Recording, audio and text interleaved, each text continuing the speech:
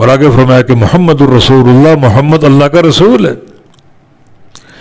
جب حدیبیہ کا یہ صلح نامہ تحریر ہو رہا تھا تو لکھا گیا من محمد الرسول اللہ، کہ یہ محمد الرسول اللہ کی طرف سے صلی اللہ علیہ وسلم۔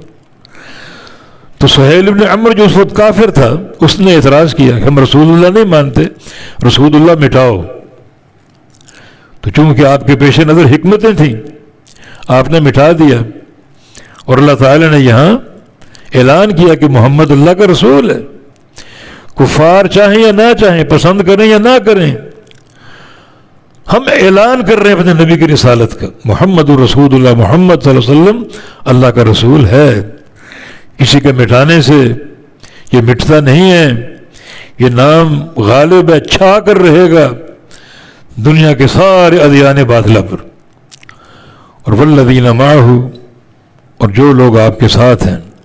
آگے صحابہ کا ذکر، ان رسول اللہ صلی اللہ علیہ وسلم کا ذکر ان تین الفاظ میں، محمد اللہ کے رسول ہے، باقی سارا کچھ اس کے تابع ہے۔ رسول اللہ مان لیا، سب کچھ مان لیا، باقی جتنے آپ کی شان اور مقام ہے سب رسول اللہ ہونے کے تابع ہے۔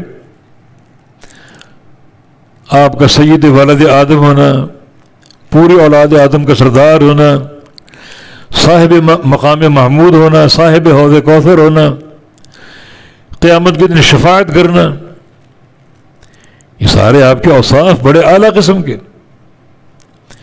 مگر سارے رسول اللہ کے تابع ہیں۔ آپ شافع کیوں ہیں؟ پوری اولاد آدم کے سردار کیوں ہیں؟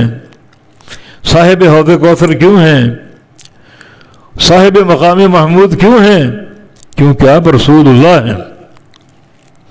یہ ساری شان رسول اللہ ہونے کے تابع ہے۔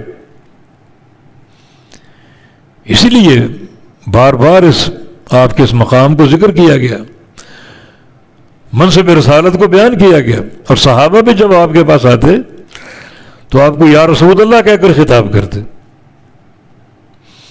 آج ہم نے خطاب تبدیل کر دیا، کوئی کالی کملی والا، کوئی سونا، کوئی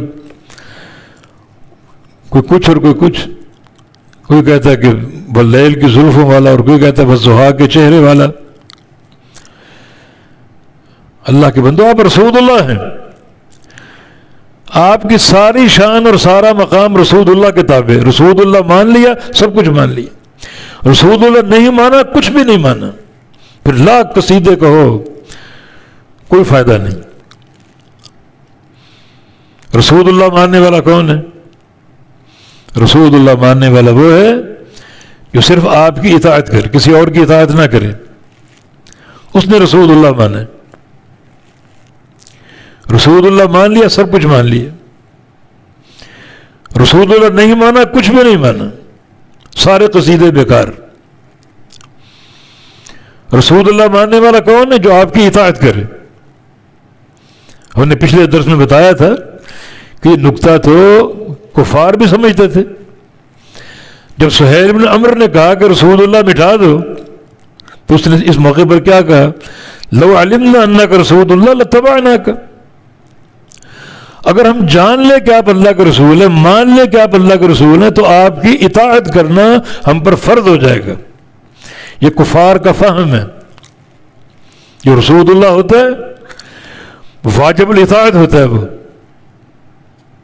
اور یہاں معاملہ عجیب ہے۔ کلمہ گو ہیں، رسول اللہ مانتے ہیں، عشق و محبت کے دعوے کرتے ہیں، جب عمل اتباع کی باری آتی ہے تو غیروں کی اتباع، برادری کی، باپ دادا کی، اپنے پیروں کی، مرشدوں کی، اماموں کی۔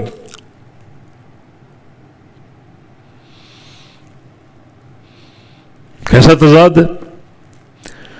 تو محمد الرسول اللہ، محمد اللہ کا رسول ہے۔ اللہ تعالیٰ نے صحابہ کی شان بیان کرنے ہوئے یہ 5-6 جملے استعمال کیے۔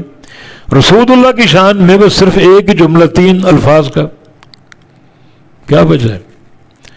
یہ صحابہ کی شان، ان کا مقام، ان کا مرتبہ، چاہے یہ ہزاروں لاکھوں سطروں میں ہوں، لیکن رسول اللہ کے مقام تک نہیں پہنچ سکتے۔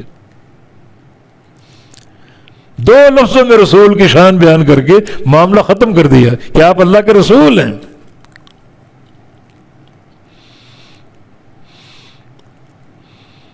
باقی ساری شان اس کے تابع ہے.